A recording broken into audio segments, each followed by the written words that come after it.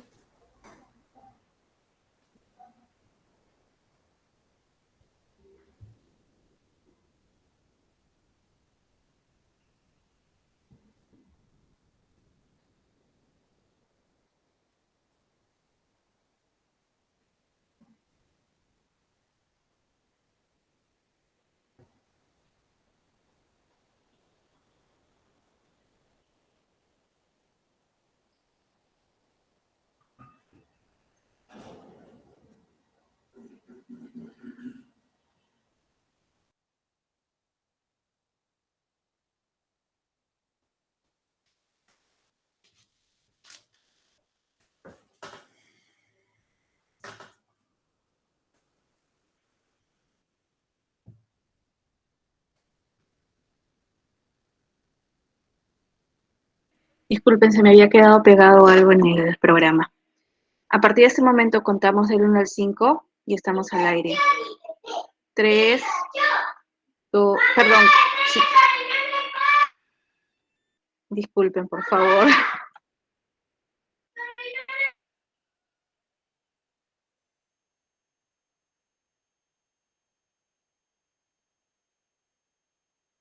5, 4, 3, 2, 1, al aire. Sí, buenos días con todos. Les doy la bienvenida a esta nueva edición de Temas de Arte. En esta oportunidad nos acompaña Rafael Díaz Scarelli. Permítanme presentarlo. Él es doctorando en Historia Social de la Universidad de Sao Paulo. Su actual investigación tiene como tema los talleres de fundición artística de bronce en Sao Paulo, Río de Janeiro y Buenos Aires entre los siglos XIX y XX. Concluyó en la misma institución el máster en Historia Social dedicado a la construcción del monumento al 2 de mayo, 1874, y el monumento a Francisco Bolognesi, 1905, en Lima. Esta fue su tesis de maestría, titulada Los altares de la patria, y está disponible en el banco digital de tesis de la USP. Dicha investigación fue dirigida por la doctora Gabriela Pellegrino Suárez y financiada por la FAPESP, Fundación de Apoyo a la Investigación Científica del Estado de Sao Paulo. Con una beca de la misma institución, realizó una estancia académica en la Universidad Nacional Mayor de San Marcos entre septiembre a noviembre del 2018, bajo la supervisión de la doctora Carlota Casolino. Entre otros trabajos, es autor del artículo De héroe mártir a héroe victorioso, publicado en la revista del Instituto Ribagüero en el 2020, que analizó la recepción de la estatua de Francisco Bolognesi hecha por el escultor catalán Agustín Querol, así como su sustitución de 1954. Rafael Díaz Scarelli nos va a presentar hoy día la ponencia titulada Entre el héroe, la nación y la América, el monumento al 2 de mayo de 1874 en Lima. El 29 de julio de 1874, en medio de las celebraciones de la independencia peruana, fue inaugurado en Lima el monumento al 2 de mayo. La obra del escultor Luis León Cugnot y del arquitecto Edmond Guillaume, ambos franceses. Lo llamativo de esta obra escultórica es que incluye representaciones alegóricas de los países vecinos, aspecto no muy común en el conjunto de la escultura pública latinoamericana decimonónica debido al nacionalismo que enmarca dichos proyectos escultóricos en la región. Alrededor del pedestal se encuentran 4 estatuas de bronce de iguales dimensiones que representan a las repúblicas del Perú, de Chile, de Ecuador y de Bolivia. La obra rinde homenaje al combate del Callao, en el que una alianza de las mismas 4 naciones sudamericanas derrotó a la escuadra naval española el 2 de mayo de 1866. Este trabajo busca revisar la trayectoria de construcción del 2 de mayo, analizándolo dentro de la retórica americanista sostenida por el Perú a comienzos de la segunda mitad del siglo XIX. El objetivo es develar cómo la obra sufrió un proceso de metamorfosis de sentido, una vez que fue pensada originalmente en otros términos, que no incluía la estatua de los países aliados.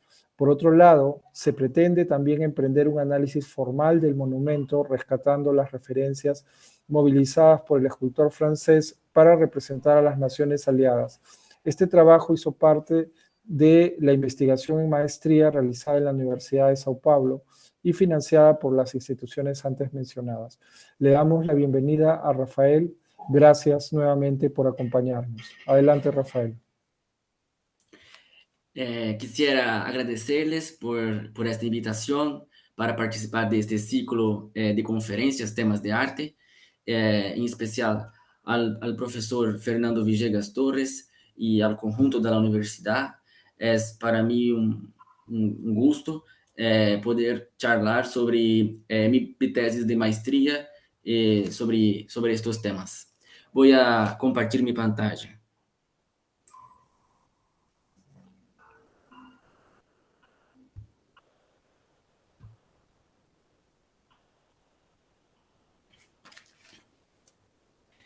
Esta ponencia pretende analizar el monumento 2 de Mayo, obra de dos artistas franceses, el escultor Louis-Léon Cugnon y el arquitecto Edmond Guillaume. Este fue el tercer monumento público inaugurado en Lima en julio de 1874, antecedido por la estatua ecuestre del libertador Simón Bolívar y por la estatua del almirante Cristóbal Colón. Alrededor del pedestal se encuentran 4 estatuas de bronce que representan a las repúblicas del Perú, de Chile, de Ecuador y de Bolivia, que hicieron parte de una alianza militar contra la escuadra española. Aunque la estatua del Perú está en posición destacada frente a las demás, ocupando la parte frontal del conjunto, podemos decir que las 4 están en pie de igualdad. Poseen dimensiones iguales, ocupando espacios equivalentes, siendo todas ellas representadas por figuras femeninas acompañadas por atributos que las caracterizan. Este trabajo busca revisar la trayectoria de construcción del 2 de mayo, analizándola dentro de la retórica americanista sostenida por el Perú a comienzos de la segunda mitad del siglo XIX. Son 2 mis principales objetivos. Primero, desvelar cómo la obra sufrió un proceso de metamorfosis de sentido, una vez que fue pensada originalmente en otros términos, que no incluían a las repúblicas aliadas. Segundo, empreender un análisis formal del monumento, rescatando las referencias estéticas movilizadas por el escultor francés para representar a las naciones aliadas. El monumento 2 de mayo ha sido tema de numerosos trabajos científicos, y les pido perdón si me olvido de alguno de ellos. El primero que se debe destacar es el estudio de Alfonso Castrillón Vizcarra, que se dedicó al conjunto de la escultura pública y funeraria de Lima sin profundizarse en esta obra. Años después, Natalia Magluf publicó su trabajo Escultura y Espacio Público en 1994. Si bien ese también no fue un trabajo dedicado exclusivamente al 2 de mayo, podemos considerarlo la primera investigación de relieve sobre el monumento. La autora revisó la documentación disponible en el archivo del Ministerio de Relaciones Exteriores del Perú, localizando la correspondencia epistolar entre las autoridades peruanas en París, donde la obra se construyó, y en Lima. Milton Godoy Orellana es autor de 2 artículos publicados en 2011 y 2017, que analizan el destino de una de las partes del monumento, la primera versión de la Estatua de la Victoria que lo corona. A su vez, Rodolfo Monteverde Sotil, en 2019, asumió una perspectiva bastante semejante a la nuestra, analizar la obra encargada por el gobierno peruano como un símbolo americanista. Sin embargo, todavía no se han desarrollado investigaciones que examinaran con mayor profundidad la trayectoria de edificación de la obra, señalando sus vicisitudes y cambios de ruta, así como no se han realizado un análisis iconográfico más detallado de sus grupos escultóricos, señalando sus apropiaciones del repertorio clásico y de la escultura pública europea contemporánea a los artistas. Es precisamente estos dos puntos que mi tesis intentó explorar y que serán abordados en esta conferencia. Por cuestiones de tiempo y por imaginar que el combate de Callao es un tema ya conocido por vosotros, no voy a presentar aquí en detalles dicho episodio histórico. Me gustaría solamente subrayar que el combate de Callao, Callao fue uno de los últimos enfrentamientos bélicos de la guerra hispano-sudamericana que opuso una alianza formada por los 4 países sudamericanos, Perú, Chile, Ecuador y Bolivia, a la escuadra naval española que había ocupado las Islas Chincha.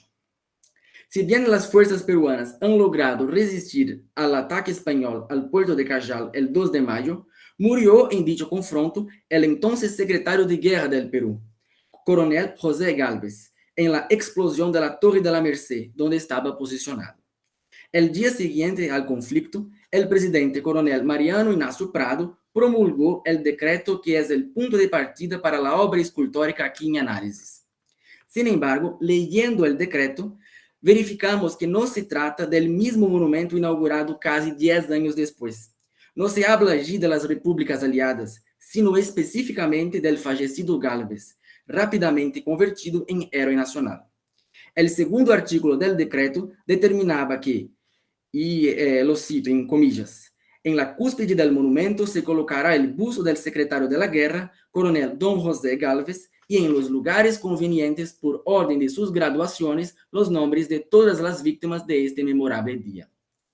Aunque el monumento estaba destinado a conmemorar el hecho, entre comillas, de armas del 2 del presente, en general, solamente una persona es nombrada, el coronel Mártir, recibiendo un sitio de honor en la futura obra, la cúspide.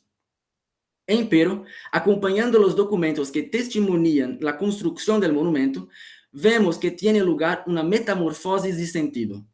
El monumento deja de estar concentrado en la persona del ministro Gálvez para ceder espacio a la noción del triunfo como una victoria colectiva de la nación peruana y de las repúblicas aliadas.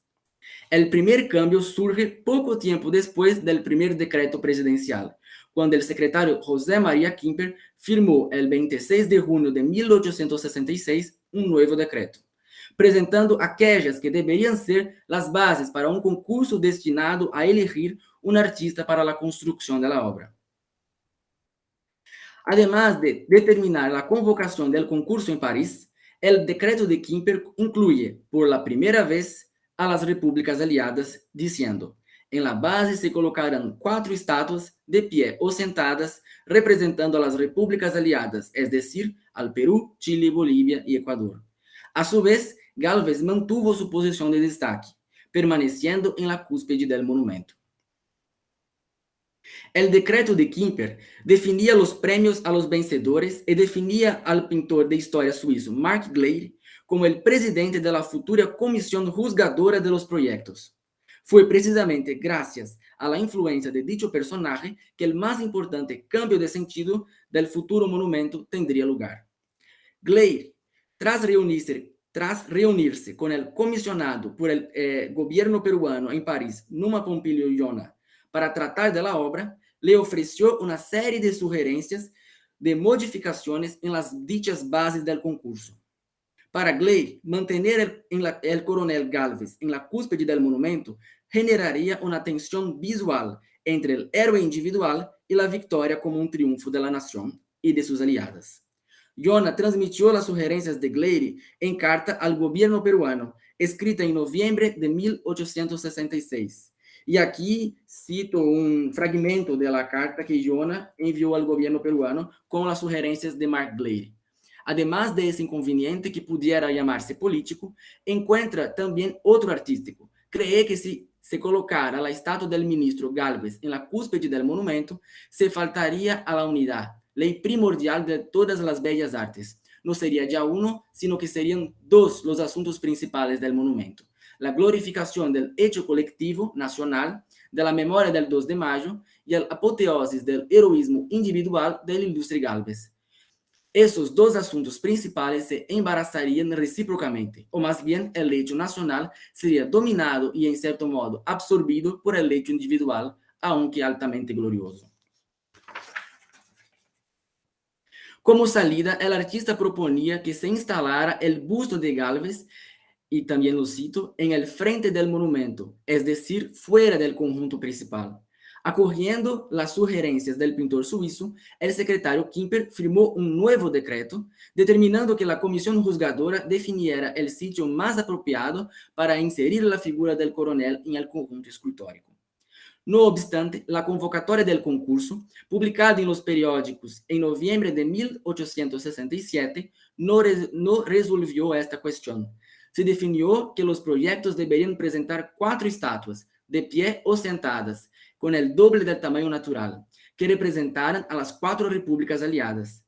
Deberían contener también, y lo cito, el busto o la estatua del coronel Gálvez, ministro de guerra, que dirigió la defensa del Cajal y que murió durante el combate. Como se ve, mientras el formato de las representaciones alegóricas de los aliados es bien definido y destacable en dichas bases, el doble del tamaño natural, la figura de Gálvez no lo es. Puede venir, como se dice en las bases, en busto o en estatua. Dicha tensión respecto a la figura de Gálvez se mantendría y se haría presente en los proyectos enviados al concurso. Después de la publicación de las bases, se inscribieron 36 proyectos, todos firmados por artistas europeos, que fueron expuestos en el Palacio de las Industrias de París en febrero de 1868.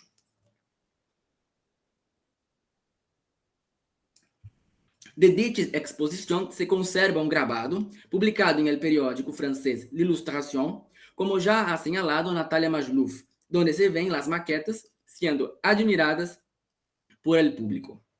Se nota que la mayoría de los artistas recurrió a una columna completada con un motivo alegórico.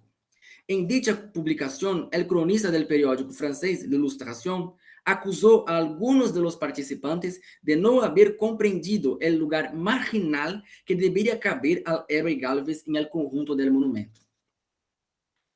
Y publicó el periódico L'Illustration. Varios de ellos parecen haber dado excesiva importancia a la figura del coronel Gálvez. Cuando se consideran las circunstancias que siguieron al bombardeo del Callao, cuando se piensa en el esfuerzo colectivo que improvisó la victoria del 2 de mayo, se llega al convencimiento de que, al juicio de los organizadores del concurso, el monumento debería erigirse mucho menos en memoria del coronel que en homenaje a la nación que, con su ímpetu, silenció los cañones de la flota enemiga. Se trataba de glorificar no el valor de un hombre, sino la victoria de un pueblo. La opinión del articulista se mostraría luego alineada con las expectativas de la comisión juzgadora, presidida por el pintor Gleyre. El ministro plenipotenciario del Perú en Francia, Francisco Rivero, envió una carta al gobierno peruano incluyendo la transcripción del acta de los jurados, elaborada en la reunión del comité juzgador el 24 de febrero de 1868. En ese documento, escrito en francés, la comisión explicitó los criterios movilizados para rechazar algunos proyectos. Una fuente documental muy preciosa para analizar lo que se esperaba de la obra. Los jurados coinciden explícitamente en la crítica formulada en la Ilustración, al determinar que algunos proyectos serían excluidos de antemano del concurso. Dice las consideraciones iniciales del acta de los jurados. Primero, que aquellos monumentos que parecen elevarse menos a la victoria del Perú que en memoria del coronel Gálvez no responden al espíritu del programa. Segundo, que la disposición en diagonal de las figuras de las 4 repúblicas no responde a las necesidades del programa porque, primero, se presentan en posición accesoria y, segundo, el Perú no ocupa el lugar principal. En consecuencia, se eliminan los siguientes proyectos y se mantienen los siguientes proyectos.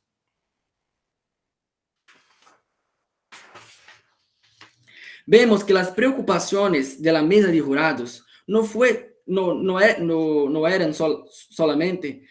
solamente evitar que la imagen de Gálvez se sobrepusiera a la representación de la alianza, sino también que el protagonismo del Perú fuera garantizado.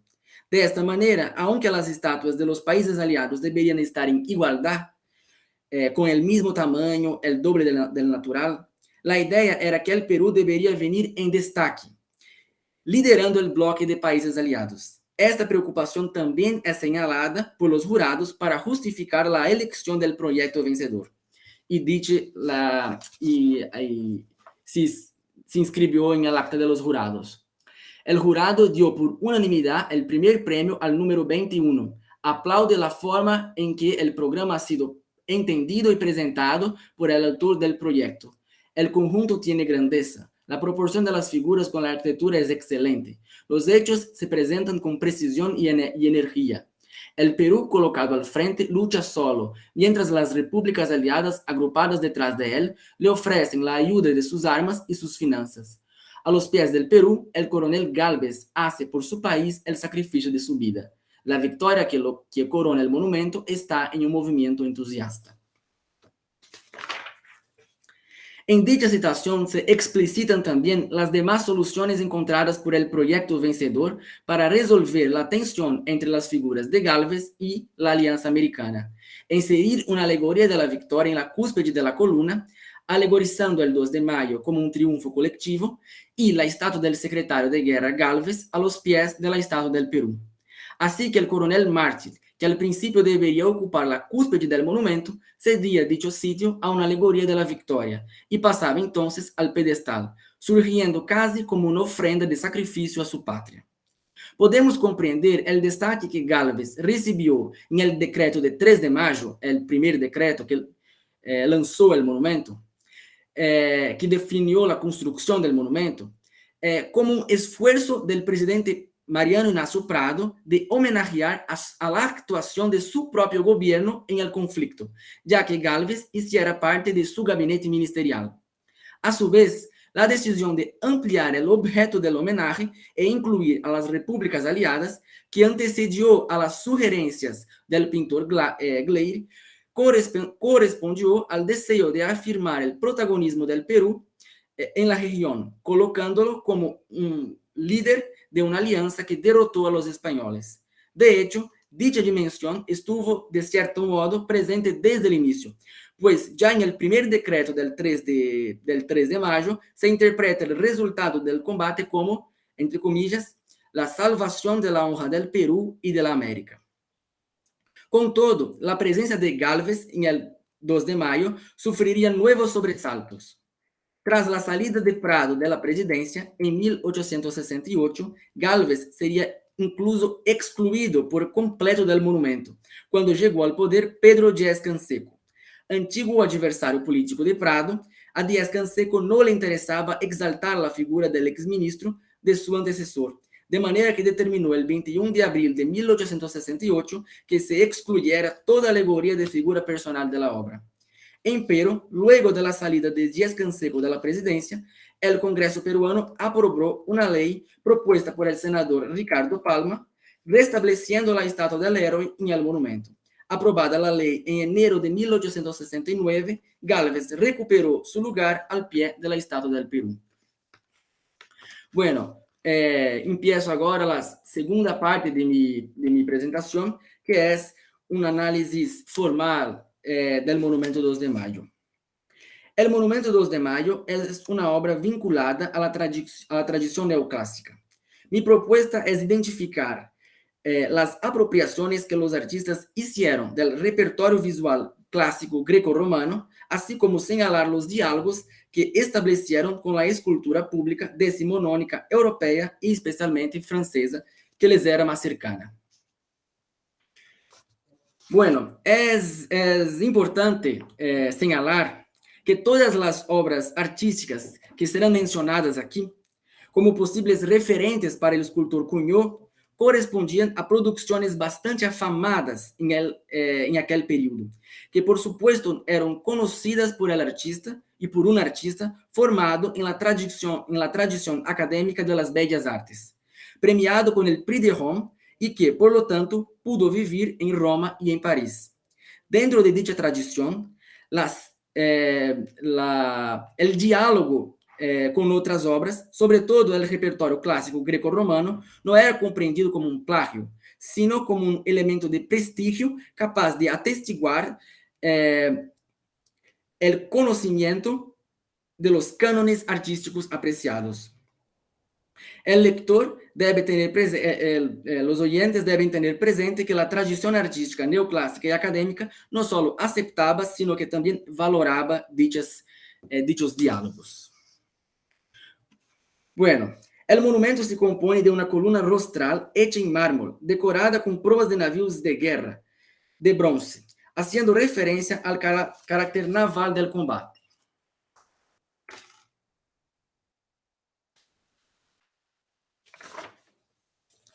La columna rostral es una solución escultórica con raíces bien hondas en la escultura occidental, que remiten al principio a la columna duilia, cercana del foro romano.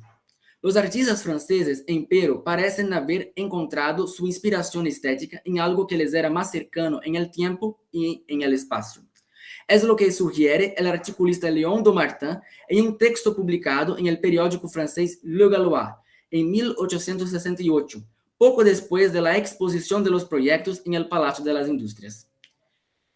Y escribió Léon Daumartin: el año pasado fue Perú quien pidió a Francia un monumento nacional. Incluso recordamos el horrible desenlace de este caso y el golpe bajo que el jurado francés no temió dar a los peruanos, enviándoles, con el pretexto de un monumento nacional, un hermoso candelabro a gas, decorado con proas como los de la Place de la Concorde. Aquí el articulista compara el proyecto de los artistas a los lampadarios que se encuentran en la Place de la Concorde en París, que también se componen de columnas rostrales. Una referencia al cercano Hotel de la Marine, en París, proyectados por el arquitecto Jacques Hittorf en 1836. Si bien es posible notar, de hecho, cierta semejanza compositiva entre los lampadarios y el proyecto de Cugnot y Guillaume, el contenido de la crítica de Daumartin debe ser comprendido, como ya lo señaló Godoy Orellana, mi referencia para encontrar esta fuente, a la luz de la posición política de Le Gaulois. Para Godoy, las críticas al proyecto vencedor y al concurso difundidas por esta publicación se explicarían por la postura pro-hispánica del gobierno de Napoleón III frente a la guerra hispano-sudamericana, que tuvo lugar en la misma época de la ocupación francesa de México. El topo de la columna es ocupado por una estatua de bronce de la Victoria, que trae en sus manos un ramo de laurel y una espada.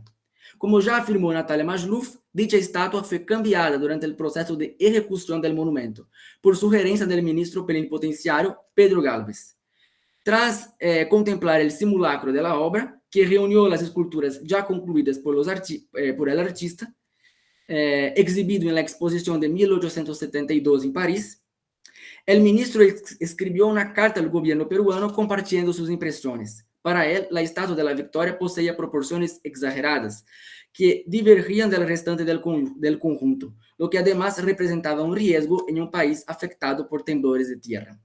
El gobierno peruano, tras una resistencia inicial, aceptó la idea de Pedro Gálvez y una segunda estatua fue modelada y luego fundida en bronce para el monumento. En la base de la columna, delante de cada uno de los 4 lados del pedestal cuadrangular del monumento, se distribuyen las estatuas de las repúblicas aliadas. Una vez más, podemos encontrar en la prensa periódica francesa una importante sugerencia respecto a la inspiración de los artistas.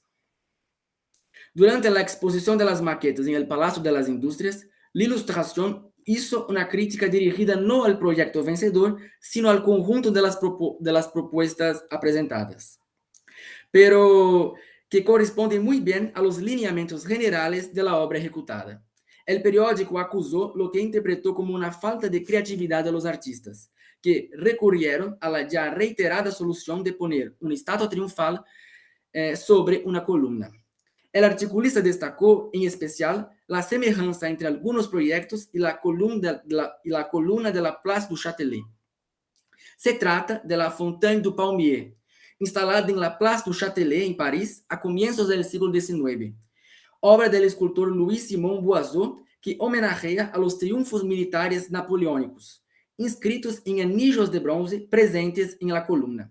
Dicha fuente monumental presenta muchos trazos convergentes con la columna 2 de mayo. También es completada por una estatua de la Victoria y en sus pies está rodeada por 4 estatuas femeninas de manos dadas que alegorizan la justicia, la fuerza, la prudencia y la vigilancia. Y acá un grabado de esta fuente monumental parisina.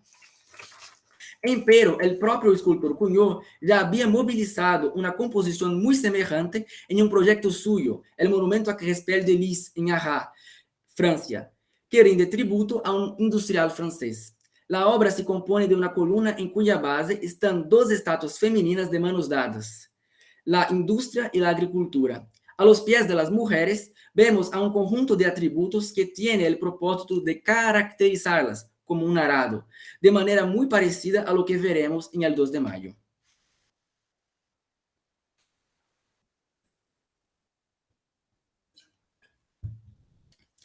A los pies de la estatua del Perú, tendido en el suelo, está la figura moribunda de Gálvez, representado ya herido.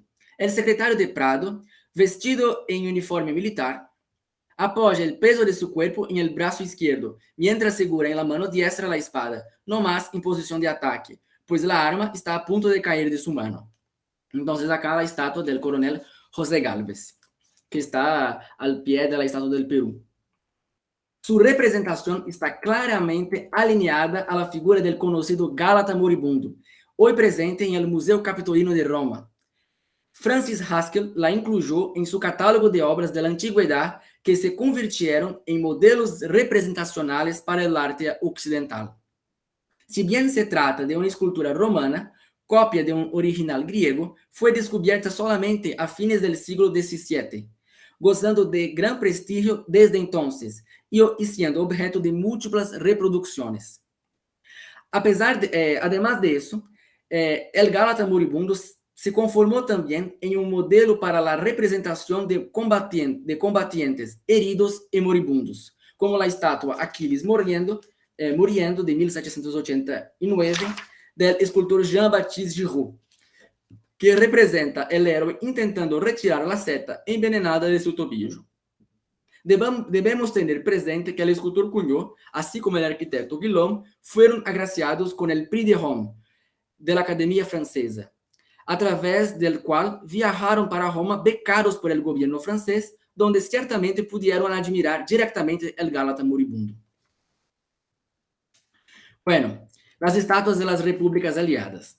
Analizar las repúblicas aliadas fue una tarea bastante difícil en mi maestría porque no contaba ni con investigaciones anteriores que lo habían profundizado sobre las estatuas de los países, ni con fuentes documentales que hayan discutido ese tema de forma directa.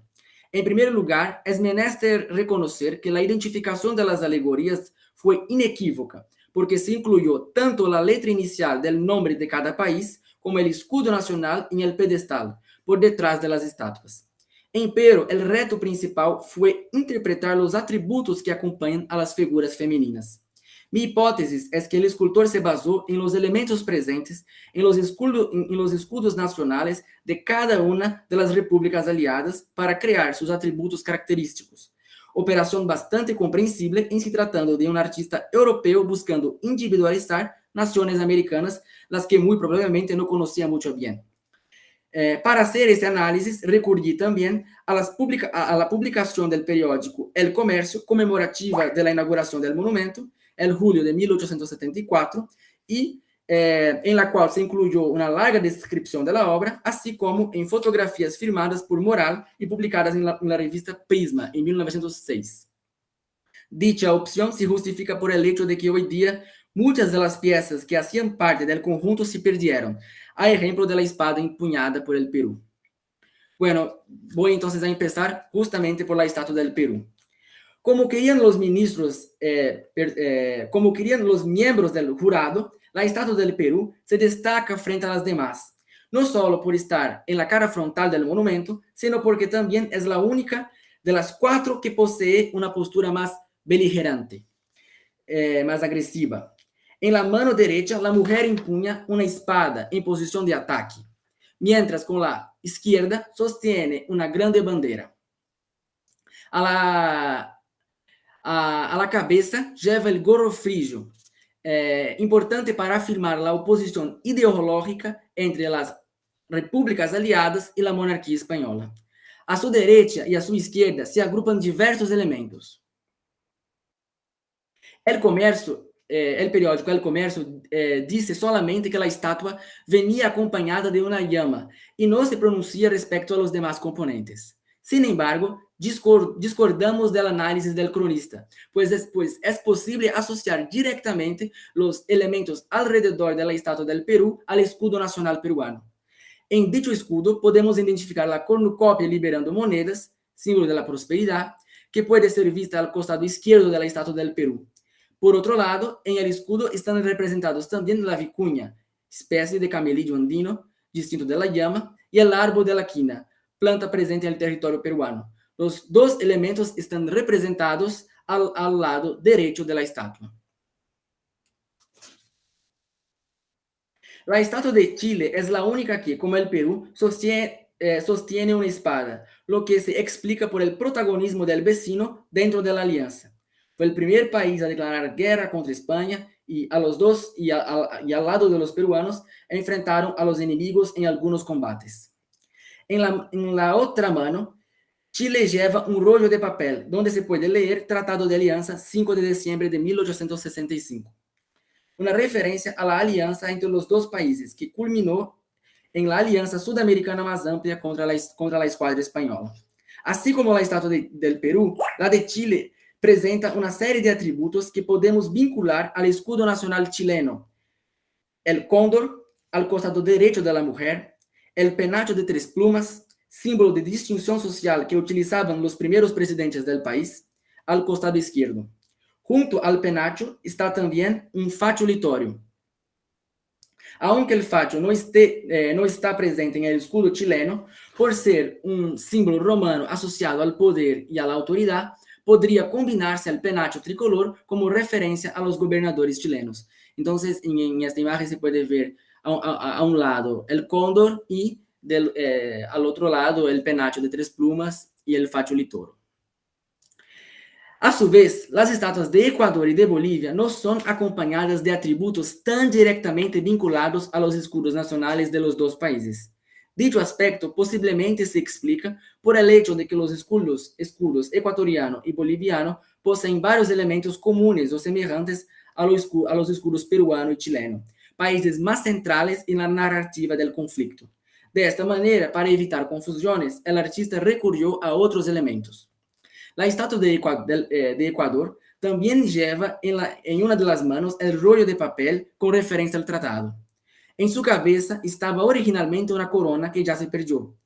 A sus costados vemos frutos tropicales, en especial el ananá y un crocodilo. Dichos elementos no están en el escudo ecuatoriano, aunque es posible vincularlos indirectamente a él.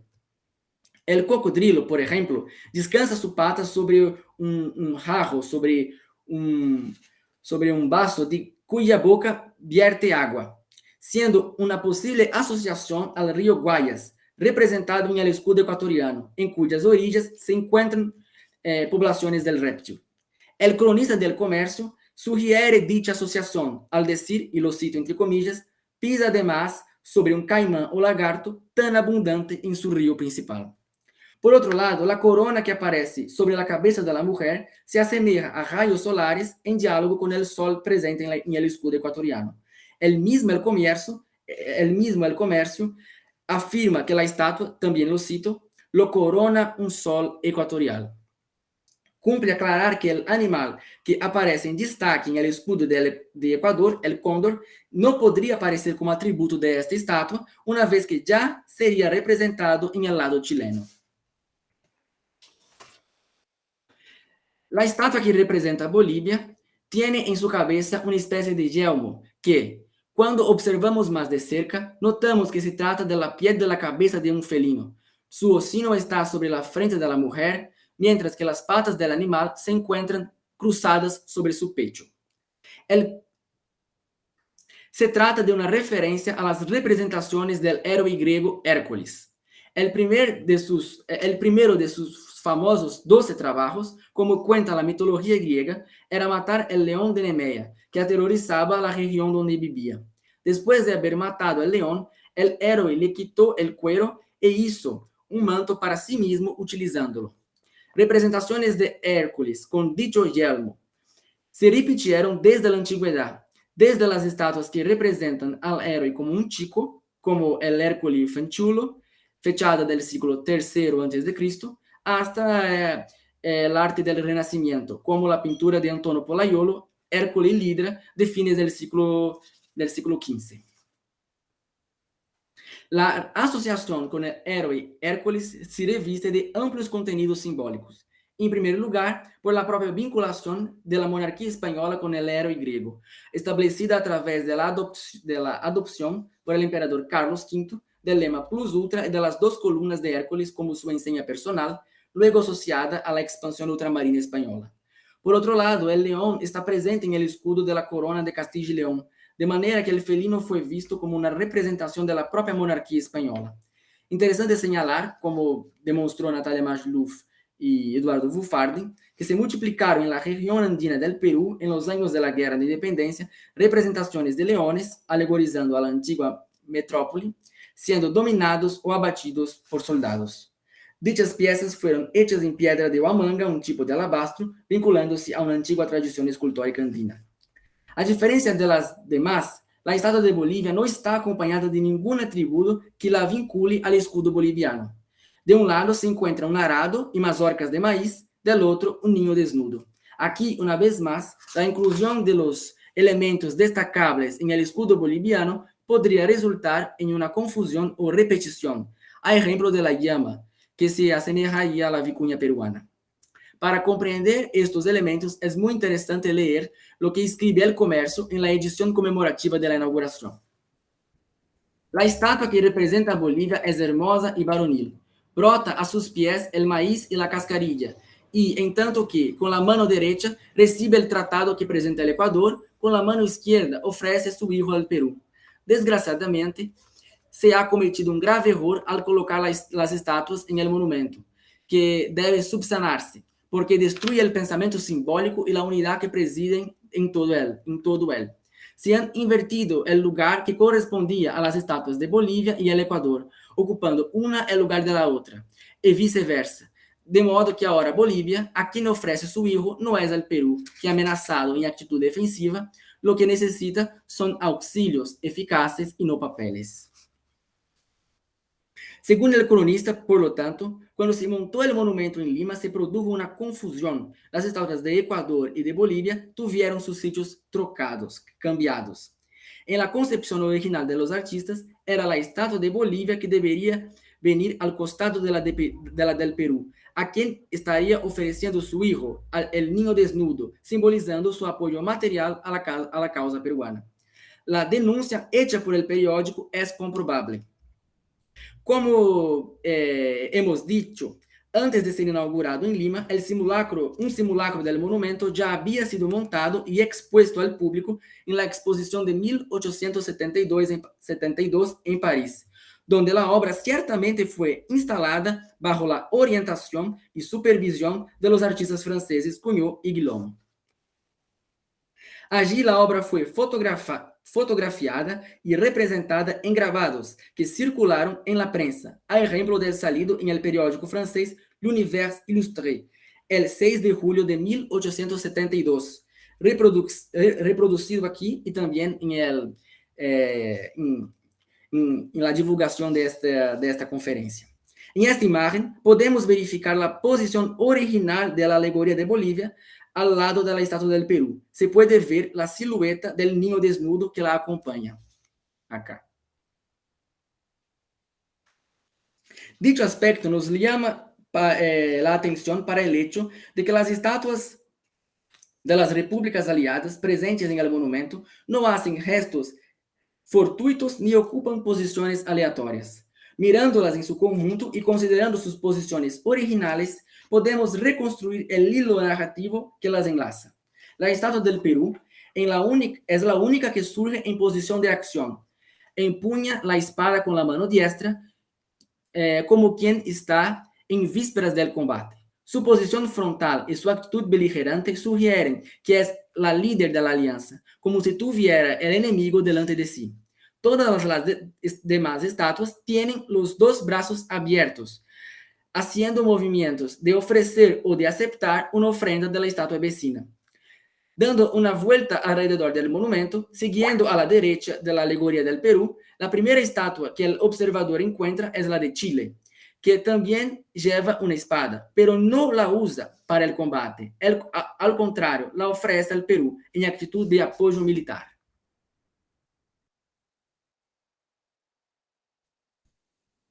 Com sua outra mano, oferece ao Equador o rollo de papel que simboliza o Tratado de la Aliança que uniu a las quatro repúblicas. O Equador, a su vez, recorre com sua mano o tratado oferecido por Chile, mientras que com a outra mano lo entrega a Bolívia. Por fim, Bolívia acoge o tratado e entrega a seu hijo, completando assim um circuito narrativo que empieza e se concluye en la estatua del Perú. Considerando su disposición original, tal como la pensó los artistas franceses, el orden de las estatuas sigue la misma cronología de adhesión de los países a la alianza contra España. Primero Chile, que firma la alianza con Perú el 5 de diciembre de 1865. Después el Ecuador, en enero del año siguiente, y finalmente Bolivia, en marzo de 1866.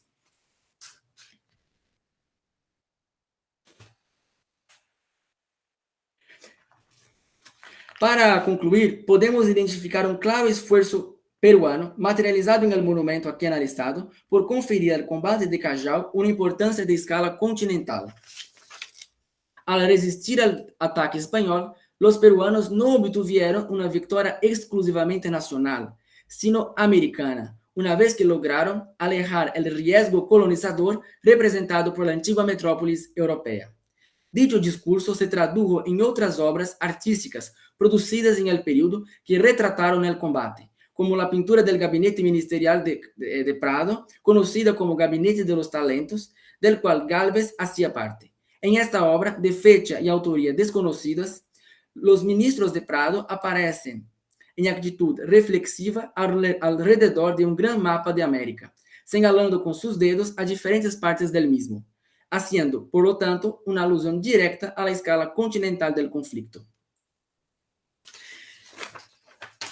Mi presentación no ha podido afrontar aspectos muy importantes del monumento, como su ubicación en la Plaza 2 de Mayo, como los relieves que también fueron analizados en mi tesis de maestría, pero estoy abierto a las preguntas y a charlar con vosotros. Muchas gracias.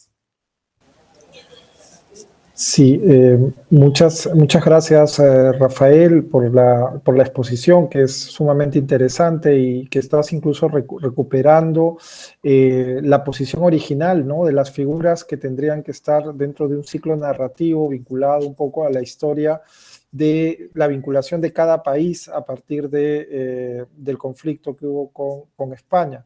Y sobre todo es interesante ver el sentido americanista, ¿no?, que está presente en la obra y que sin duda también se está produciendo un poco en la crítica o en la prensa parisina del momento, en el cual se está diciendo de que Gálvez no tendría que tener una particularización, sino más bien pensar en este sentido del mundo americano frente a España, ¿no?, y especialmente de las naciones que participan.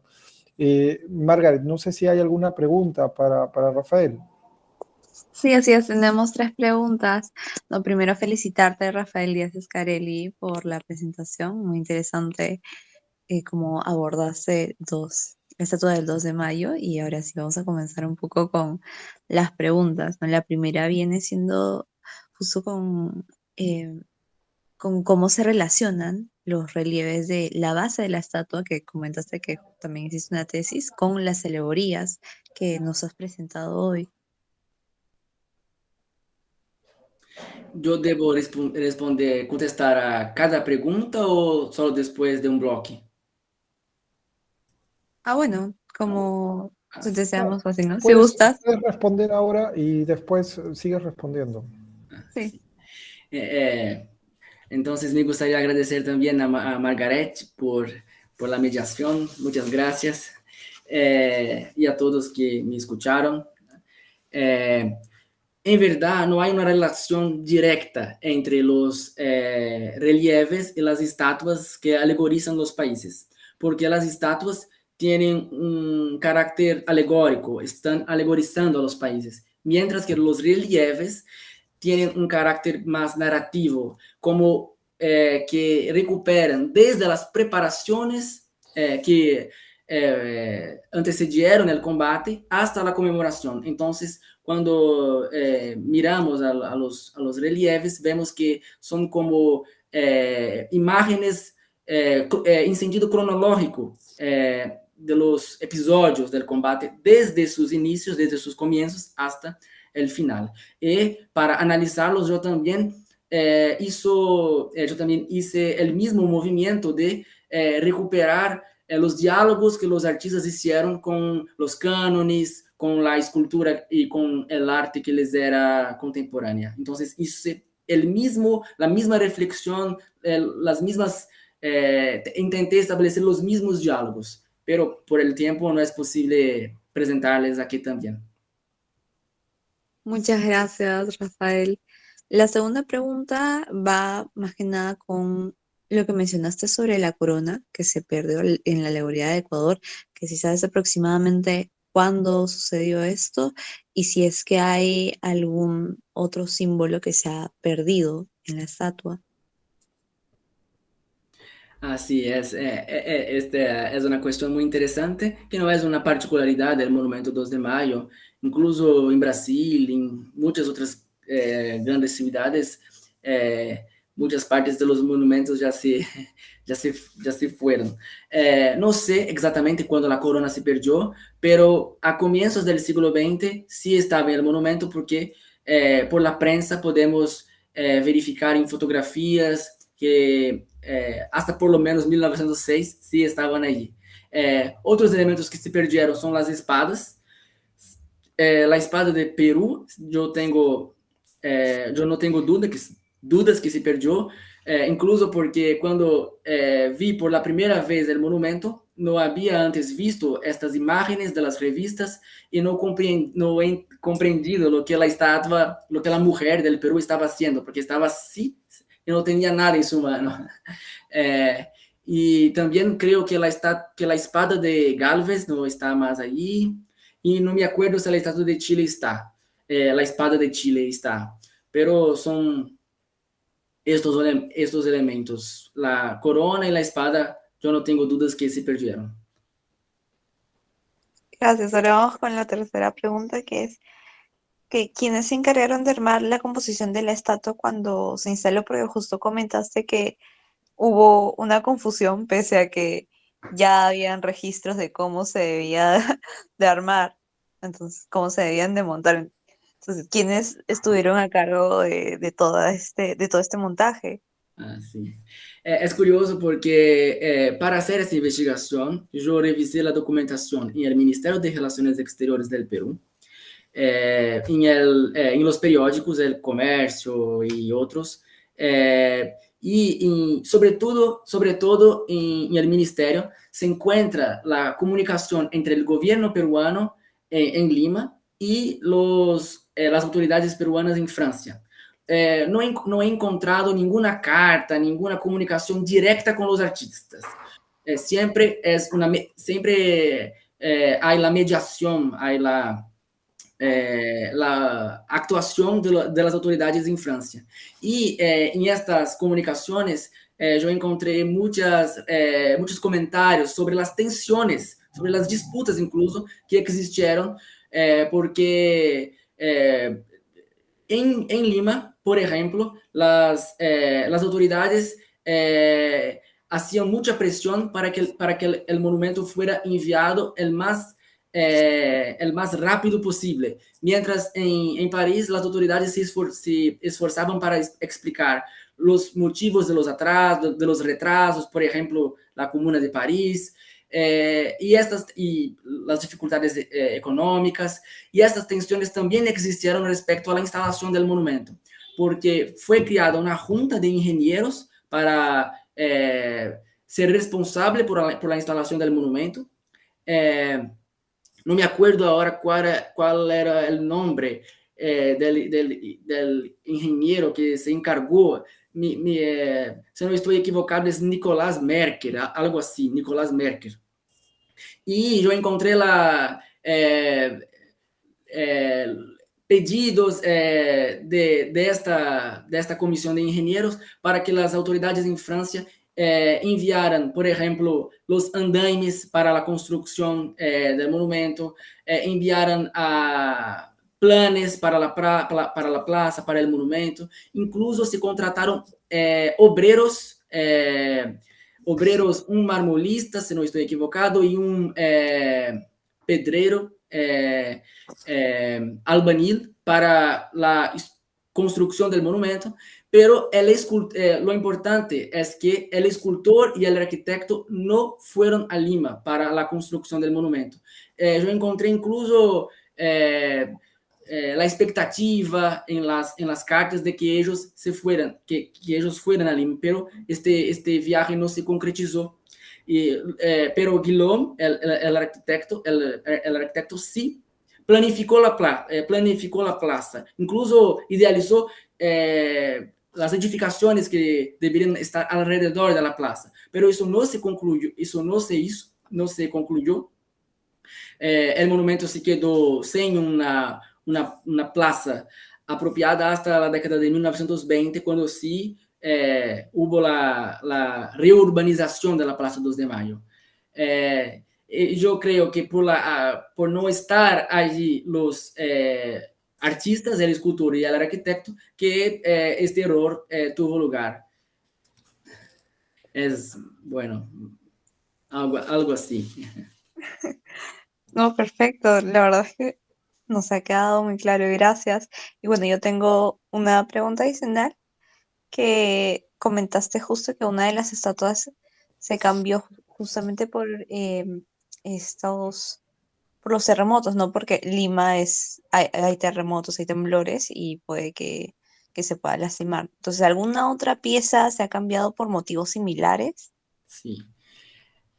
No, la documentación no lo indica, y como ya demostró incluso Rodolfo Montevideo Sotil en un trabajo, en un artículo de 2019 que también fue enfocado en este monumento, lo que pasó no fue solo una disminución del tamaño de la Estatua de la Victoria, sino que hubo en esta nueva versión de la Estatua de la Victoria muchos cambios. Cambios formales, la estatua, la expresión facial de la estatua, sus componentes, ellos se cambiaron en esta nueva versión de la estatua.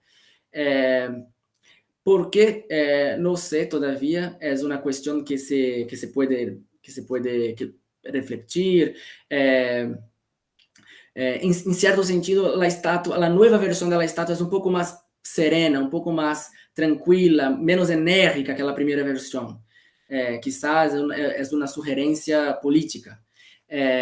Y el trabajo de Milton Godoy Orellana demostró que esta primera versión de la Estatua de la Victoria, que no se colocó en el monumento, pero también no se destruyó, fue confiscada por los chilenos en la Guerra del Pacífico y está colocada en un monumento, hace parte de un monumento en Talca, en Chile. Entonces, una estatua que a principio era pensada para homenajear una alianza sudamericana, después se convirtió en una estatua para conmemorar una victoria de una de las naciones que hacía parte de esta alianza contra las demás, que también lo hacían. No, qué curioso, qué curioso. Muchas gracias, Rafael. El último dato sí me ha sorprendido totalmente.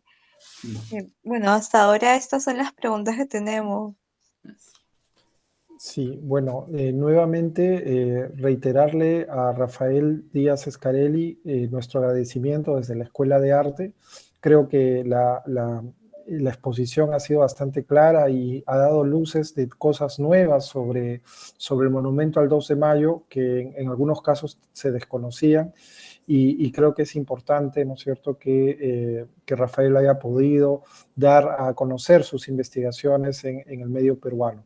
Nuevamente, Rafael, te agradezco la participación y recordarte que la Escuela de Arte de San Marcos es tu casa. Yo que agradezco a ustedes por esta invitación, al profesor Fernando Villegas, a Margarete, a todos ustedes. Ha sido un gusto estar en la universidad en 2018, hacer una estancia académica ahí, supervisionado por la profesora Carlota Casalino, conocer los archivos, las bibliotecas. Ha sido una buenísima experiencia y es un gusto volver a encontrarlos y a hablar con ustedes. Gracias, Rafael, y muchas gracias a todos por acompañarnos en Temas de Arte. Nos vemos hasta una nueva edición. Hasta luego. Cuídense.